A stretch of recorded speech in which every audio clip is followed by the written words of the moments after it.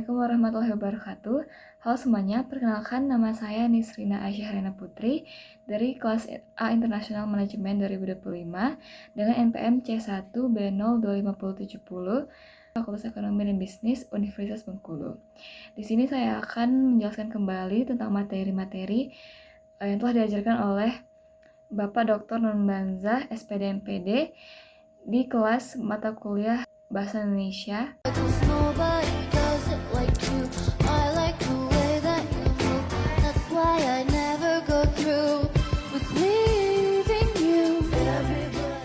Penelitian adalah suatu usaha atau cara yang sistematis untuk menyelidiki masalah tertentu atau potensi dengan tujuan mencari jawaban dari masalah yang diteliti dengan metode ilmiah. Lalu, adapun menurut Bapak Arifin di tahun 2018, penelitian adalah suatu proses penyelidikan yang ilmiah melalui pengumpulan, pengolahan, analisis, dan juga penyimpulan data berdasarkan pendekatan, metode, dan teknik tertentu untuk menjawab suatu permasalahan.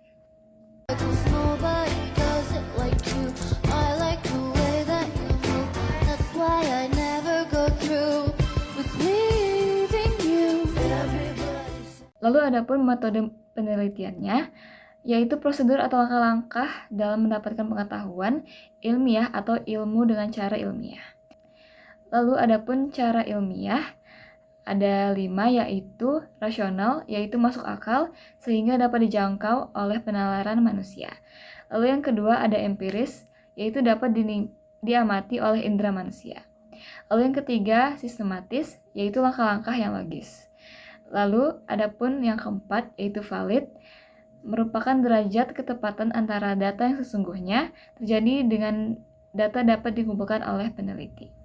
Lalu yang terakhir adalah reliable, yaitu derajat ketetapan dengan data yang diperoleh bisa dibuktikan fungsinya pada waktu yang berbeda.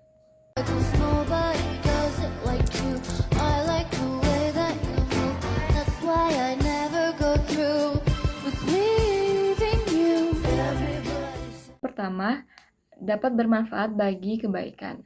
Yang kedua, mengandung nilai kebaruan atau novelty. Yang ketiga, tema up to date misalnya dikaitkan dengan COVID-19. Lalu yang keempat, menggunakan prosedur penelitian yang ilmiah dan dapat dipertanggungjawabkan.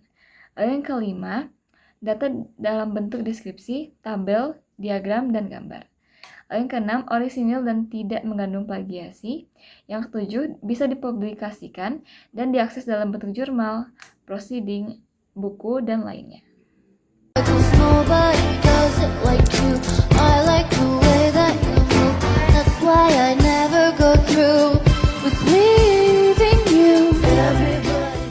Lalu selanjutnya ada pula siklus proses penelitian metode ilmiah. Menurut Creswell 2015, yaitu yang pertama adalah identifikasi permasalahan penelitian yang berisi menetapkan permasalahan, menjustifikasinya, dan menyebutkan pentingnya untuk meneliti bagi audiens tertentu. Lalu selanjutnya ada tinjauan kepustakaan, yaitu menemukan sumber, menyeleksi sumber, dan juga merangkum sumber. Lalu selanjutnya adalah penetapan maksud penelitian, yaitu mengidentifikasi maksud pernyataan, dan juga mempersempit pernyataan maksud untuk pernyataan atau hipotesis.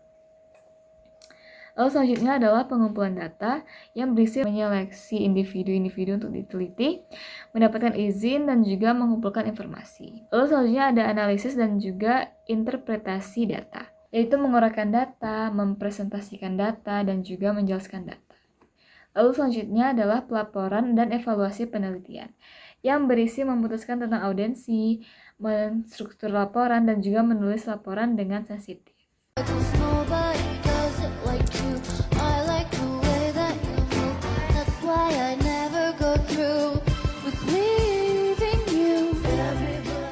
Lalu adapun perkembangan metode penelitian, yaitu yang pertama kuantitatif, yaitu menguji atau membuktikan teori. Lalu yang kedua adalah kualitatif, yaitu menghasilkan atau mengembangkan teori. Lalu yang ketiga adalah mixed method atau campuran, yaitu membuktikan dan mengembangkan teori.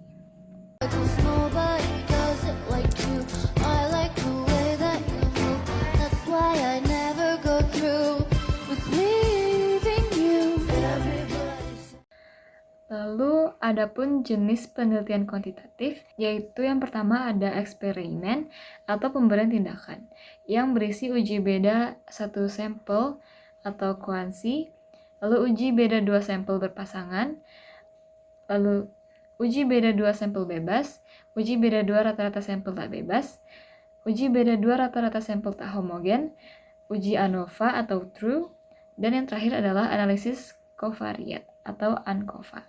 Yang kedua adalah korelasi, yaitu tidak memberikan tindakan atau bagian dari export factor, yang berisi korelasi sederhana dan juga ganda.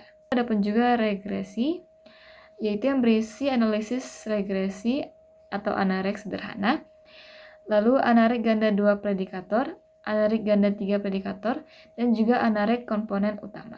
Yang ketiga adalah survei, yaitu bagian dari ex post facto.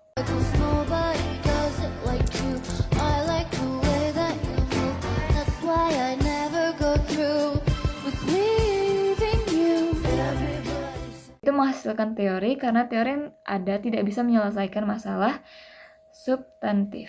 Lalu yang kedua adalah etnografi, yaitu tema budaya terbentuk dalam suatu kelompok, budaya sama, pola perilaku, keyakinan, dan bahasa yang sama. Yang ketiga ada studi kasus, yaitu meneliti kasus secara mendalam dengan mendalami latar belakang, keadaan, dan juga interaksi yang terjadi. Lalu yang keempat adalah naratif, yaitu mendeskripsikan kehidupan individu, mengumpulkan dan menceritakan atau menarasikan tentang kisah kehidupan seseorang, seperti autobiografi, biografi, life writing, atau cerita kehidupan dan riwayat hidup. Lalu yang kelima adalah fenomenologi, yaitu menggali data untuk menemukan makna dari hal yang mendasar dari fenomena, realita atau pengalaman yang dialami. Lalu selanjutnya adalah historis, yaitu fokus pada peristiwa atau waktu yang sudah berlalu dan melakukan konstruksi masa lalu dengan data atau saksi sejarah yang ada di masa sekarang.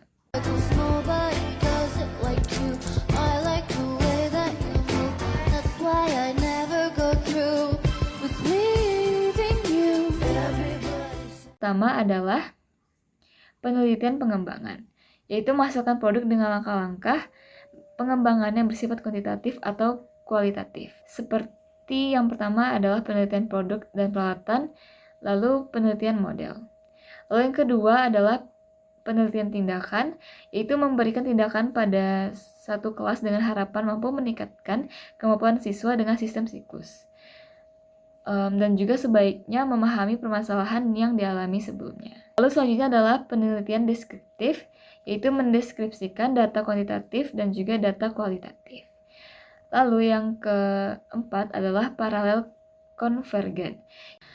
Lalu selanjutnya adalah sequential explanatoris, ini adalah sequential exploratorik.